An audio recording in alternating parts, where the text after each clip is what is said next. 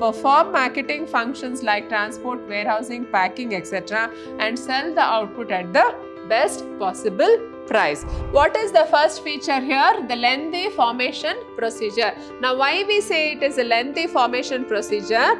Because it involves time-consuming, expensive and complicated process. They buy in a very huge quantity and they sell in small quantities as per the customer's orders.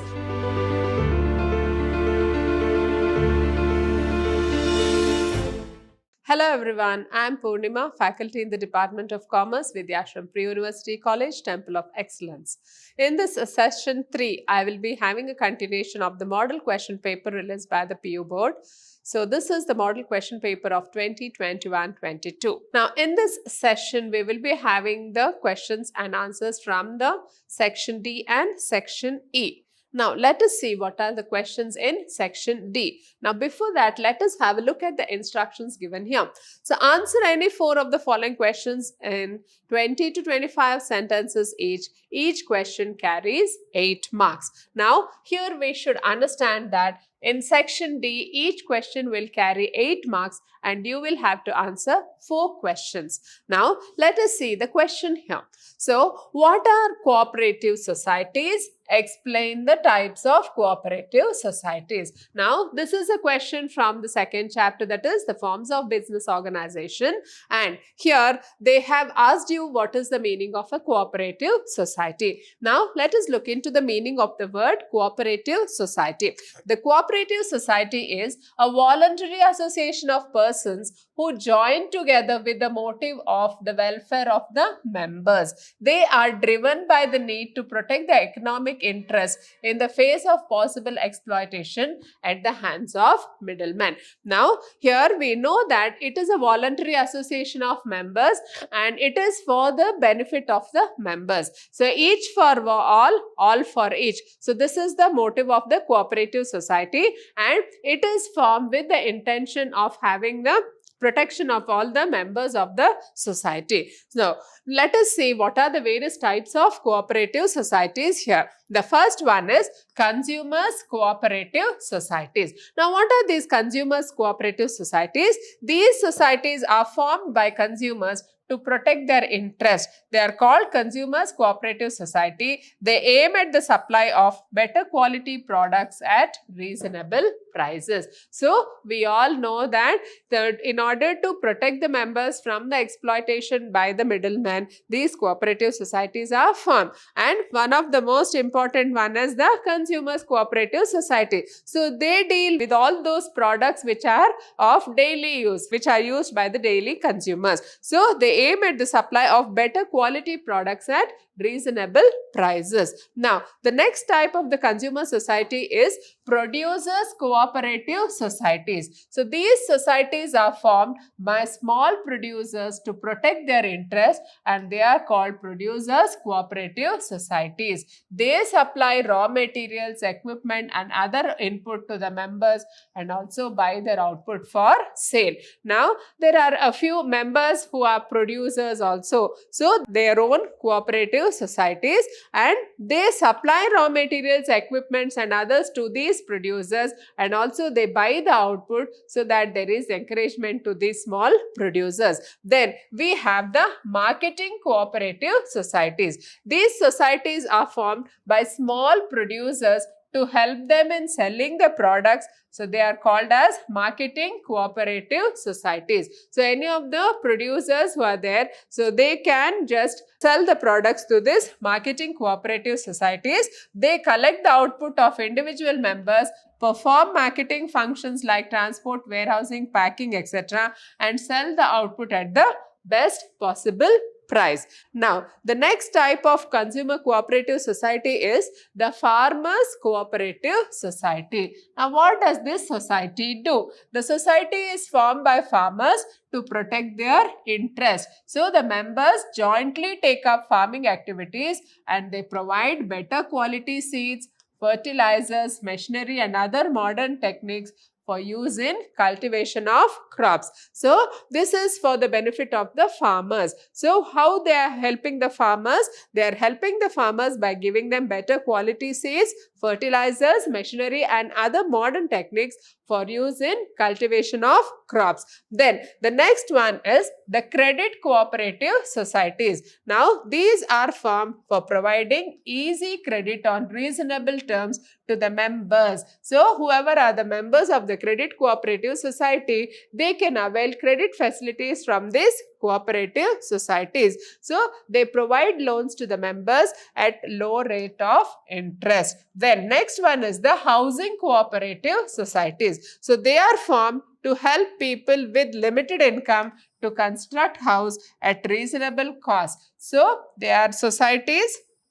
They provide flats or plots to the members. So these societies, they buy huge flats or plots of land and they just give it away to the members of this society, and who will be given lot of time for repayment.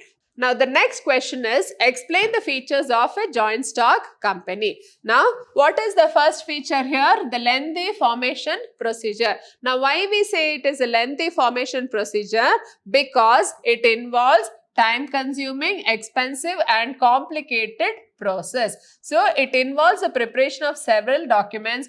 Registration of a company is compulsory according to the Companies Act of 2013 or any previous company law. So we need to do lot of documents if you want to start a company, and then you have to also get it registered with the Register of Companies, and as such it is very time consuming, expensive and complicated process. So the next feature of a joint stock company is it is an artificial person. So a company is created by law and exists independent of its members. It can own property, borrow money and enter into contracts in its own name. Therefore, it is an artificial person. So, a company is a separate entity. So, it is separate from the board of directors, from the shareholders, from the creditors, debtors. So, it stands separate. Why? Because it can enter into a contract, it can buy property, it can sue anybody. So, just like an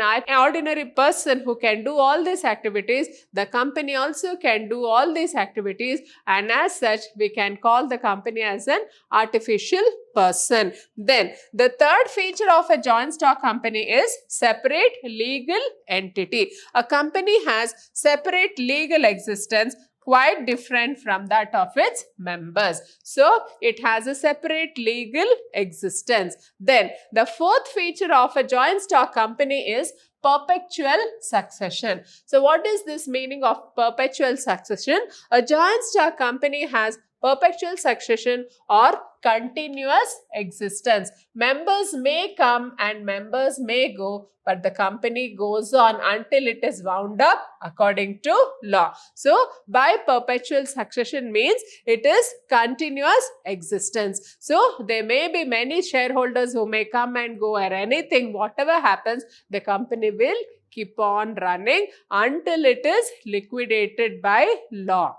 Then the next one is management and control. The management and control of the affairs of the company is undertaken by the board of directors, who are elected by the members. Now, who are the members? Especially the equity shareholders. Then the last one is the limited liability. The liability of the members is limited to the extent of the capital contributed by them in a company. The members can be asked to contribute to the loss only to the extent of the unpaid amount of shares held by them. So, by limited liability, we mean that the shareholders are liable for the only the unpaid amount of the shares. Other than that, they should not be asked to contribute for the company's losses. So, this is one of the greatest advantage of this kind of an organization. Now, next feature is the common seal. The company, being an artificial person, acts through its board of directors. The board of directors enter into agreement with others by indicating the company's approval through a common seal. So the common seal is on which the name of the company is engraved. So since the company is an artificial person, it cannot sign, but then they have the common seal through which the company can give its approval. And with the help of the common seal only, we can say that the company has approved certain deals. Then the next feature is risk bearing. The risk of losses in a company is borne by all the shareholders. So especially the equity shareholders, they will be bearing the risk of the company. Then the next question is, briefly explain any 4 merits and 4 limitations of statutory corporations. Now let us see what are the merits. Now we all understand what is a statutory corporation. A statutory corporation is created by a special act of the Parliament. Now let us look into the merits. So they enjoy independence in their functioning. They are free from undesirable government regulation and control. So all these statutory corporations, they are free from government regulation and control. Then the second merit is the government does not interfere in the financial matters, including their incomes and receipts. So the third merit is they frame their own policies and procedures within the powers assigned to them by the Act. Then the fourth merit is valuable instruments. They are valuable instruments for economic development of the nation. Then let us look into the limitations of statutory corporations. Their actions are subject to many rules and regulations. They do not enjoy many operational flexibility. So on one hand, we say that they enjoy a lot of freedom, but then this freedom, it comes at a cost. So they are bound by certain rules and regulations which they have to follow. Then in respect of major decisions or in respect of investment of huge funds, there is government and political interference. So whenever these statutory corporations, they are involving in lot of funds, there is bound to be some sort of governmental interferences where there is dealing with public. Corruption exists, and we can almost notice that most of these statutory corporations, corruption is rampant, and there is delay in decision making in cases where the government appoints advisors to the corporation board. So there is delay in decision making cases. Why? Because there are advisors from the government, and these advisors, they don't give advice on time. So this delay in decision making. So these are the limitations of statutory corporations. Now the next one is explain the principles of insurance. So we all know that there are so many principles of insurance. In that, the first principle of insurance is the principle of utmost good faith. Now let us have a look at what does this principle tell us. The contract of insurance is a contract of oberame fide, that is a contract based on utmost good faith. So as per this principle, both the insurer and the insured should show faith towards each other. So there should be trust between the insurer and the insured, and it is the duty of the insured to disclose all material facts relating to the subject matter insured, and the insurer's duty to make clear all the terms and conditions of the insurance contract. So there should be mutual trust and faith between the insurer and the insured, and whatever the terms and conditions, it should be clearly spelled out by the insurer and as well as the insured. So he should disclose all the material facts relating to the subject matter. So this is the principle of utmost good faith. Then the second principle tells us about insurable interest. Now what is this insurable interest? The insured must have insurable interest in the subject matter of insurance. So insurable interest means monetary interest in the subject matter of insurance contract. So he should gain by the existence or safety and lose by the destruction of the subject matter of the insurance. Now what does this principle tell us? So this principle tells us that in the subject matter, the insured should have insurable interest. Now for example, he is insuring his shop. Then in that shop, he would have invested lot of his money, and as such he wants to get it insured because he wants to protect his shop. shop. So in this way, if there is any harm to that shop, he will be having to bear the losses. So because in order to avoid the losses, he will be insuring his shop, and that is why we say that the subject matter should have insurable interest. Then the next principle is principle of indemnity. So all fire insurance and marine insurance contracts are contracts of indemnity. Now, according to this principle, the insurer undertakes to compensate the insured only for the loss caused to him due to damage or destruction of property insured, and this principle is not applicable to life insurance. So, what is this indemnity? So, the insurer is undertaking the loss caused because of the damage to the property, and whatever is the loss, only that part will be compensated by the insurance company, and more than that there cannot be any compensation given by the insurance company. But this principle of indemnity, it is not applicable to life insurance. Then fourth principle is proximate cause. Now, what does this proximate cause tell us? So, it tells us that compensation is given only for such losses caused by the perils which are stated in the policy. For example, if you have a fire insurance policy and the loss is due to some earthquake or floods, then we cannot claim insurance for that. So, if the whatever is the cause I mentioned, that same cause should be the reason for the loss of that particular subject matter. So, when the loss is the result of two or more causes, only the proximate or the nearest cause stated in the policy should be taken into consideration while paying the compensation. So, the insurance company will take only the closest cause which has been the reason for the loss of that subject matter. And then the next one is the principle of subrogation. According to this principle, after the insured is compensated for the loss or damage to the property insured by him, the right of ownership of such property passes on to the insurer. So, whenever, suppose for example, the vehicle has met with an accident and it has been damaged, then the insurance company will be liable to compensate him with a new vehicle, and as such the old vehicle whatever has been insured, so it will be subrogated or it will be taken away by the insurance company. So, that is the meaning of this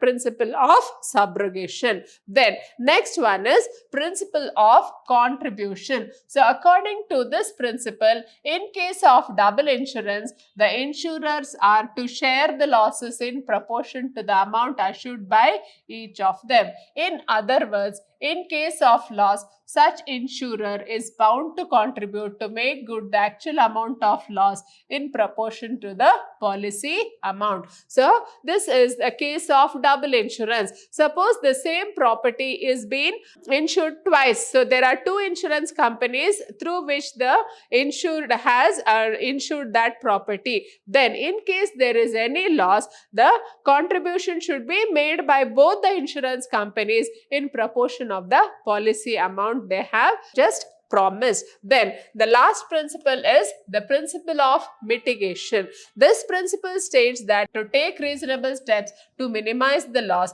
he should try to recover the goods and save them from fire to minimize the loss or damage to the insured property. Suppose goods kept in a storehouse catch fire, then the owner of the goods should try to recover the goods and save them from fire to minimize the loss or damage. So, in this mitigation, we should understand that just because the property is insured, the owner should not try to save the goods. He should make all his efforts to save his property as far as possible, and it is the duty of the insured to see that he protects the goods in a very good manner. So, this principle states that it is the duty of the insured to take reasonable steps to minimize the losses as much as possible.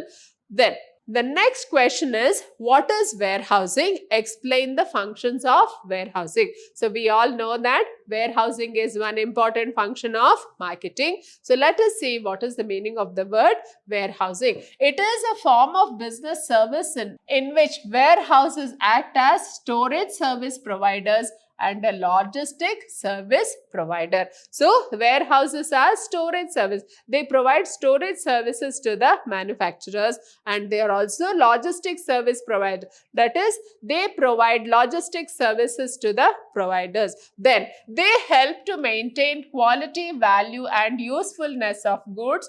Through warehouses, goods are made available at the right quantity, right place, right time and right physical form at the right cost. So in other words, they are giving us time value for the goods. Then let us see what are the functions of the warehouse. So first one is consolidation. So in this function, the warehouse receives and consolidates the goods from different production plants and dispatches the same to a particular customer on a single transportation shipment. So the warehouse will just consolidate the goods from different production plants. So from the various producers, it will collect all the goods and then it will assemble them into a single order and dispatch it to its clients. Then the second one is break the bulk. The warehouse performs the function of dividing the bulk quantity of goods received from the production centers into smaller quantities. Then they are transported to the customers according to their requirements. So they buy in a very huge quantity and they sell in small quantities as per the customer's orders. Then next one is stockpiling. So the next function of warehousing is seasonal storage of goods. They are made available to the business depending on the customer's demand. So for seasonal goods, so it may be the goods like umbrellas, raincoats or woolen clothes. So they will be having a storage facility where they store all these things, and whenever there is a season for these goods, they just release these goods or supply these goods. Then next one is value added services. Certain value added services such as grading, packaging and labeling are also provided by these warehouses. They help in dividing goods into smaller lots. Now, what is this value added services? So, we should understand that it is usually done for agricultural products, where the products are graded, packed and labeled, and they are helping in dividing the goods into smaller lots. Then next one is price stabilization. So by adjusting the supply of goods with the demand situation, the warehouse performs the function of stabilizing the prices. So whenever the prices rise because of scarcity of the goods, so these warehouses will release all the stock whatever they have. So when the supply is more in the market, the prices of the goods will come down. So in the same way, when there is no price for goods, then it will try to just curtail the supply, as a result of which the prices of the goods can stabilize. Then the next one is financing. So warehouse owners advance money to owners of goods on security of goods. So when the owners of goods, they just send the goods to the warehouse, they can also finance these manufacturers. Then next question is, explain the merits and limitations of equity shares as a source of business finance. Now, what are the merits? The first one is payment of dividend to the equity shareholders is not compulsory. So, no financial burden on the company. Now, we all know that equity shareholders, they are the original owners of the company and they are entitled for profits only when the company is making profits, and they have to bear all the losses when the company is undergoing a loss. So, there is no financial burden on the company because of equity shareholders. Then second one is permanent capital, which is repaid only at the time of liquidation. So we should understand that equity shares cannot be redeemed in the lifetime of the company. So they will remain as long as the company is in existence. Then the equity capital can be raised without any charge on the assets of the company. So we can raise the equity capital without creating any charge on the assets of the company, and democratic control over management of the company is assured due to the voting rights of equity shareholders. Now we know that equity shareholders have voting rights. They can attend all the general body meeting of the company, and they can also elect the board of directors, and as such we can see that there is democratic control over management. Now let us have a look at the limitations of equity shares. So investors who want steady income may not prefer equity shares because they get fluctuating returns. Now we know that equity shares, the value will keep on fluctuating every day, and over and above the returns are also not very steady. Then issue of equity shares dilutes the voting power of the company. Yes, so if you have more and more equity shares, then more and more owners will be there for the company, and there will be dilution of control.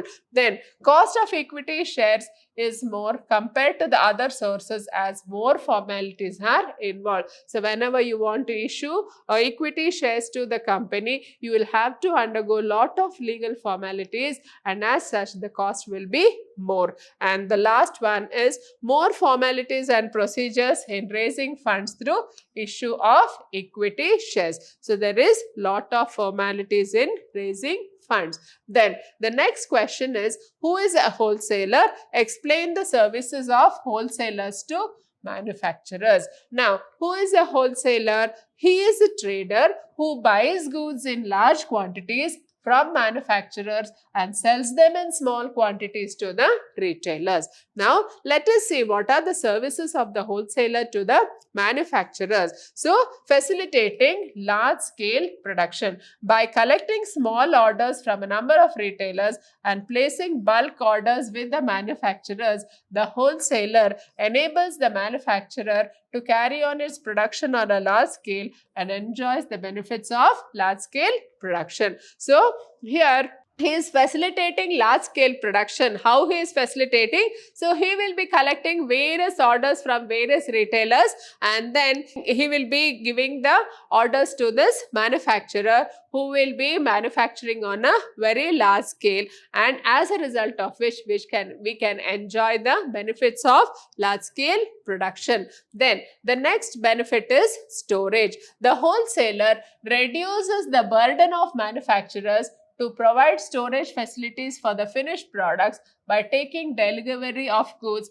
whenever they are produced. So as and when the goods are produced, the wholesaler will just buy them and he will store it in his godown. So in this way, the manufacturer can be paid immediately and he will get a return on his investment. Then next one is risk bearing. By purchasing and holding large stock of goods, wholesaler relieves the manufacturer from the trouble of bearing risks such as risk of fall in prices, fire, theft, and so on. So when the wholesaler is purchasing a large stock of goods, he will relieve the manufacturer from the risk of goods. So once he purchases all the goods from the manufacturer, the ownership will be transferred and he will have to take care of all the goods which are there. So any risk of fall in prices, theft, fire, etc., they will be borne by the wholesaler and the manufacturer will not have any such risk. Then the next question under section D is, explain the steps to be followed in export trade up to obtaining excise clearance. Now here they have asked us the export procedure. What is the export procedure? Suppose you want to be an exporter, then what is the export procedure to be followed? So here the first step is receipt of enquiry and sending quotations. So in the beginning, the exporter receives a letter of enquiry from the prospective buyer. The letter contains enquiry regarding price, quality, terms and conditions of export and so on. He sends a reply to the enquiry in the form of quotation.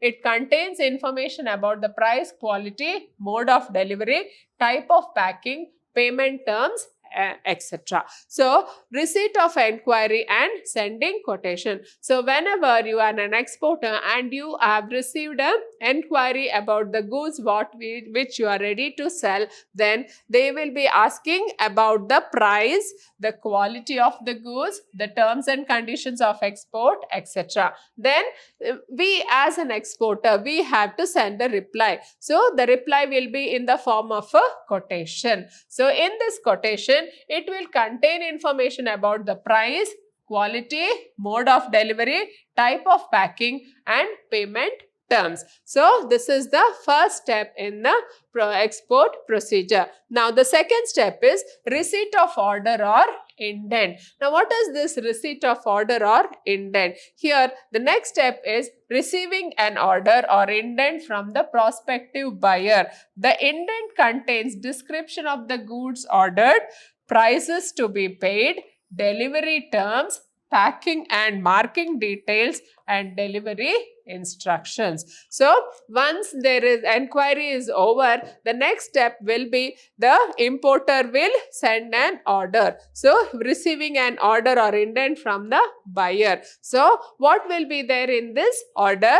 About the description of goods. So what is the type of goods needed, at what price it is to be paid, when it is to be delivered, how it is to be packed and marked, and delivery instructions. So all this will be there in the order or indent. Then the third step is assessing importers' credit worthiness and securing a guarantee for payment. So after receiving the order from the importer, so the exporter has to make necessary enquiry about the credit worthiness of the importer. A letter of credit may be demanded from the importer. So we can ask for a letter of credit from the importer. The next one is obtaining credit license. Now the next step is the exporter has to get export license from all the concerned authorities after fulfilling the required formalities. So after fulfilling all the required formalities, we have to get the export license. Now to get the export license, he must open a bank account, obtain import-export code number from the Directorate General of Foreign Trade, register with appropriate Foreign Promotion Council and register with the ECGC, that is Export Credit and Guarantee Corporation. Then the next step is obtaining pre-shipment finance. So once a confirmed order and also a letter of credit has been received, the exporter approaches his banker for obtaining pre-shipment finance to undertake export production. So once he receives the order, he will get the pre-shipment finance from his banker. Then next is production or procurement of goods.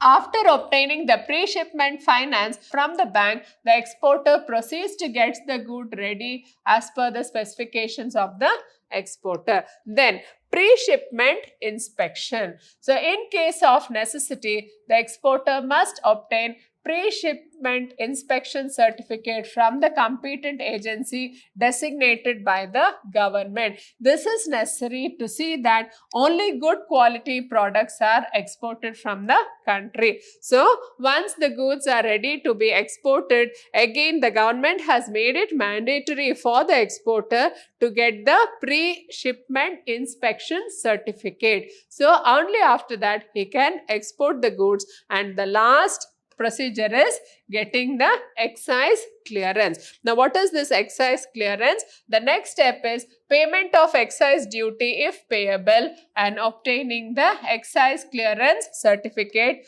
from the excise commissioner. If the excise commissioner is satisfied, he may issue the excise clearance. So up till here, this is the export procedure to be followed by all the exporters. Now coming to section E, so this answer any two of the following questions. Each question carries 5 marks. So as you all know, this section E, it is a POQ, that is practical oriented questions. So in this practical oriented questions, they will be asked about the applicability of the knowledge which you have acquired. So based on the syllabus, how you will be applying this knowledge. So based on that, we will be asking questions in section E. Now let us see what are the questions being asked here. So out of this, you will be answering only 2 questions and each question carries 5 marks. So you need not write very lengthy answers. If you have 5 points, that will be more than enough. So here, let us see what is the question given. Assuming that you are a businessman, state what benefits do you entering into joint venture. Suppose you are entering into a joint venture with another company. So what are the benefits you will be enjoying? So as a businessman, I can enjoy the following benefits. First one is increased resources and capacity. Then second one is access to new markets and distribution networks, access to technology. Then we'll have innovation, low cost of production, established brand name. So when you are entering into a joint venture with some other party, so you will have all these benefits. Then next question is, as an online buyer, mention any 5 information intensive products that can be delivered into your computer. So what are the e-products that can be delivered here?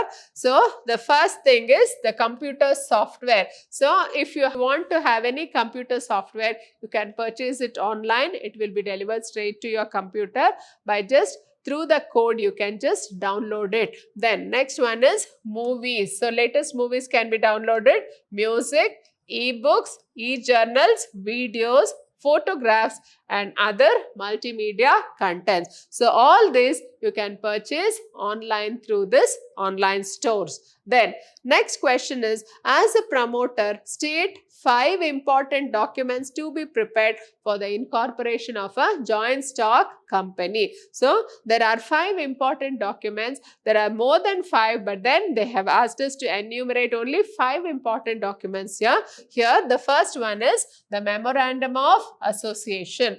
Then the next important document is Articles of Association. Then the third document is written consent of the proposed directors to act as directors and to purchase qualification shares. Then the fourth document is agreement, if any, with the proposed managing director, manager or the whole-time director. Then a copy of the registrar's letter approving the name of the company, a statutory declaration stating that all legal requirements for registration have been complied with, documentary evidence of payment of registration fees. So these are the various documents which are necessary. Now the next question is, as an aspirant for doing international business, what are the different modes of entry into international business do you find? So for international business, what are the various modes they have asked here? So first one is importing and exporting. So you can always have an import and export of goods and services. Then next one is contract manufacturing. So you can get contracts from abroad and manufacture it in India. Then licensing and manufacturing, joint ventures, wholly owned subsidiaries. So these are the different modes of entry into international business. Hope you have all understood this session on the model question paper discussion. Thank you.